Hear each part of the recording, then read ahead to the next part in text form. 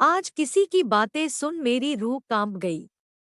उसकी बातों को सुनकर मेरी तो आंखें भर आई। आज पहली बार महसूस किया सम्मान क्या है, प्रेम क्या है, कभी हार मत मानो का जज्बा क्या है। चलिए अपने उस वाकये से आपको रूबरू करवाती हूँ। कुछ दिन पहले ही मैं अपने बेटे का हाथ पकड़े, जो कि अभी 5 वर्ष का है, उसकी जिद को पूरा करने के लिए बाजार की तरफ जा रही थी। उसे खिलौनों से बहुत प्यार है, जैसे कि आमतौर पर सभी बच्चों को होता है। उसे कुछ नए खिलौने चाहिए थे, जिसके लिए उसने परेशान कर दिया था। उसी परेशानी को दूर करने में अपने बेटे के साथ पास के मार्केट में गई, जहां खिलौने की एक बहुत बड़ी और सुंदर दुकान है। उसे उसकी पसंद के खिलौने दिलाए और वापस आने लगी। थोड़ा आगे बढ़ी थी कि किसी की आवाज आई, दीदी, यह फूल देखो कितने सुंदर है, इन्हें ले लो। मैंने देखा फूल वाकई सुंदर थे। रंग बिरंगे ट्यूलिप बड़े ही सुंदर और आकर्षक लग रहे थे। और ट्यूलिप तो मुझे फूलों में सबसे ज्यादा प्रिय है, इसलिए शायद कुछ ज्यादा ही मन को भा गए। मैंने कहा, हाँ सुंदर तो बहुत है, लेकिन मुझे यह नकली फूल पसंद नहीं। उसने कहा, दीदी मेरे पास और भी है, एक बार देख लीजिए ना, मैंने खुद बनाए हैं। कई तरह के फूल हैं, प्लीज दीदी, एक बार देख लीजिए, मेरे पास छोटे छोटे खिलौने भी हैं। उसके बार बार कहने पर मैं उसकी दुकान पर चली गई, जो कि उसने सड़क किनारे बोरियां बिछाकर लगाई थी। जैसे ही मैं उसकी दुकान पर पहुंची, एक बूढ़ी औरत उस दुकान पर बैठी थी। मुझे देखते ही एक छोटा सा प्लास्टिक का स्टूल मुझे दिया और बोली, आइए बहू जी बैठिए, क्या दिखाऊं आपको। मैंने कहा, मैं तो यह सुंदर फूल ही देखने आई हूँ। मैं लेना तो नहीं चाहती थी, लेकिन बार बार इनके कहने पर देखने चली आई। जो महिला पास में खड़ी थी और मुझे दुकान पर ली गई थी, उसकी तरफ मैंने इशारा करते हुए कहा। बूढ़ी औरत ने कहा, क्या करे बहू जी, बिना बार बार कहे कोई आता ही नहीं, लोगों के लिए तो यह एक सस्ती बेकार सी चीज है। मैंने कहा, नहीं आप ऐसा क्यों बोल रही हैं? यह फूल वाकई बहुत सुंदर है, लेकिन मुझे बनावटी फूल पसंद नहीं, इसलिए मैंने इनकी तरफ ध्यान नहीं दिया। पर आप लोगों की यह कपड़ों से फूल बनाने की कला बड़ी सुंदर है। आप इनको ऐसे बेचने की बजाय अगर दुकानों पर बात करके और उनके द्वारा दिए आर्डर से चीजें बनाएं तो आप लोगों के लिए अच्छा रहेगा। जो महिला मुझे दुकान पर ले गई थी, उसने कहा, दीदी बात की थी, लेकिन हम लोगों की चीजें दुकान वाले रखने को तैयार नहीं है। बोलते हैं कोई ब्रांड नहीं है।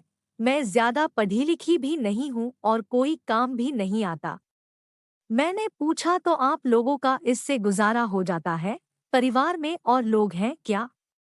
जी दीदी, यह मेरी सासू माँ है। मेरे 3 बच्चे हैं। सबसे बड़ी बेटी कुछ सिलाई का काम जानती है। पुराने कपड़ों की मरम्मत का काम मिल जाता है, वह कर लेती है। वहीं घर पर दोनों छोटे बच्चों को संभालती है। वह भी अभी बहुत बड़ी नहीं है, 13 से 14 साल की है। लेकिन हालात को समझते हुए वह हमारी पूरी मदद करती है। महिला ने जवाब दिया। तो आप लोग बच्चों को स्कूल क्यों नहीं भेजते?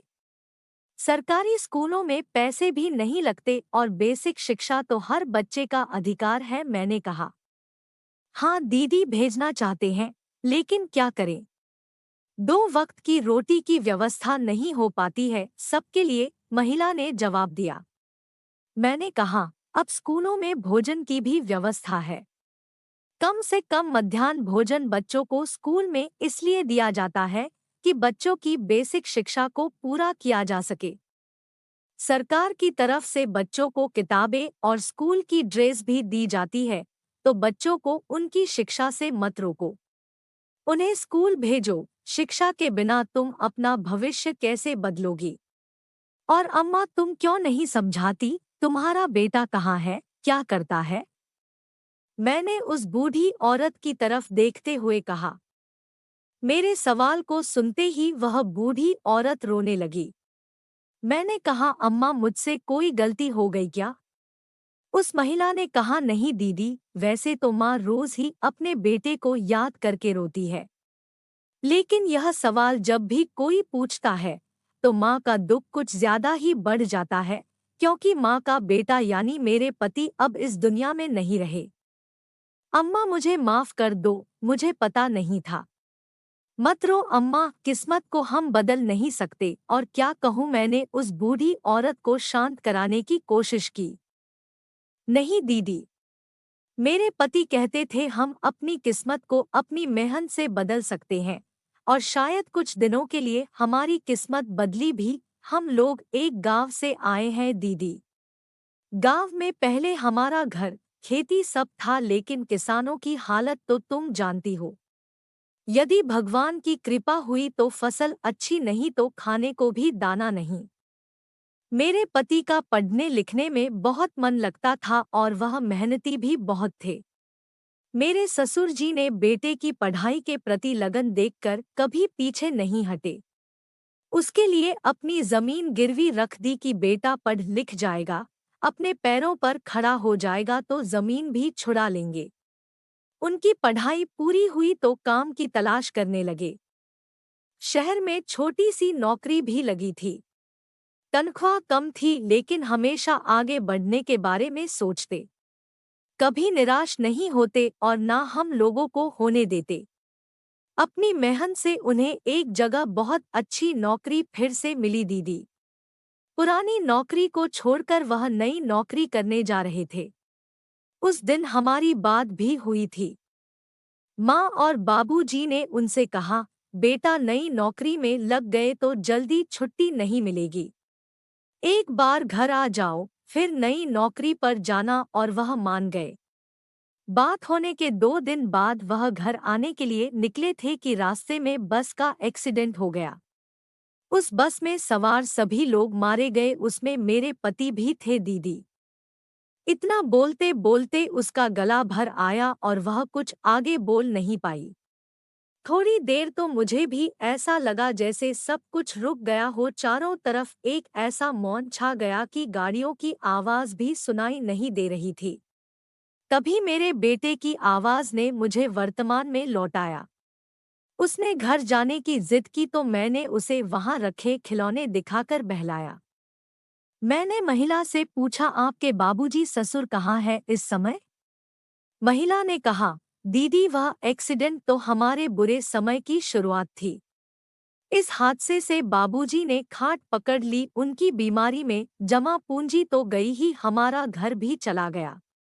जमीन तो पहले ही चली गई थी और हम बाबूजी को भी नहीं बचा पाए। वही हम लोगों का एकमात्र सहारा थे। अब हमारे पास ना घर है, ना जमीन और ना ही पैसा। और जिसके पास कुछ नहीं होता, उसका कोई साथ नहीं देता है। अब तो बस यह बूढ़ी माँ और 3 बेटियां, इसके सिवा कुछ नहीं। इसलिए हम गांव छोड़कर शहर आ गए कि कम से कम 2 वक्त का खाना तो बच्चों को खिला सकेंगे। उनकी बातें सुनकर मेरे भी आंसू निकल आए। कुछ समझ नहीं आया कि क्या बोलूं, क्या कहूं। मेरे गले से ना तो आवाज निकल रही थी और ना ही आंसू थम रहे थे।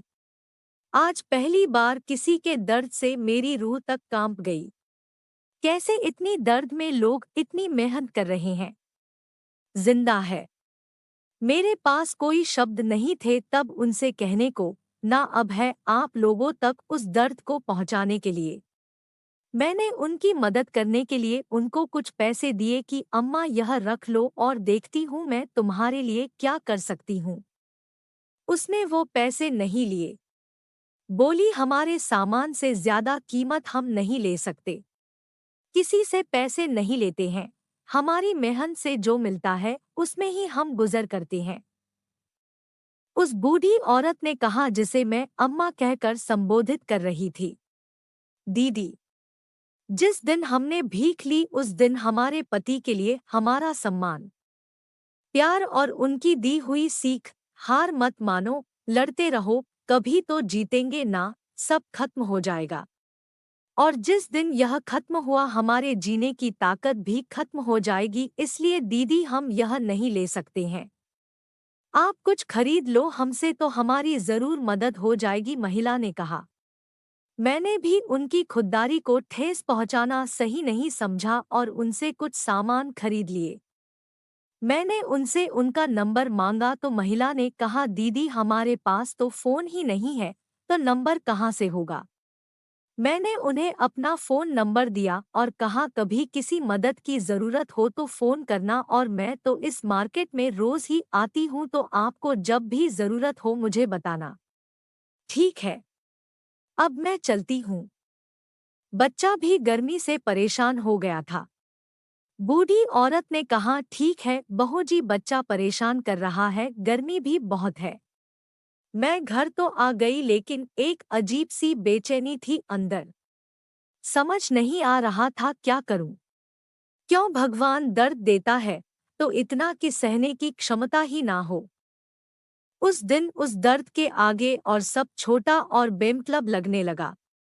उस दिन से मेरा जिंदगी को देखने का नजरिया ही बदल गया। उस महिला की हिम्मत और कभी हार मत मानो, नेवर गिव अप का जज्बा जो उसे आज भी मुसीबतों से लड़ने की ताकत दे रहा है, हमेशा बनी रहे बस, ताकि जीवन में वह भी कुछ प्राप्त कर सके।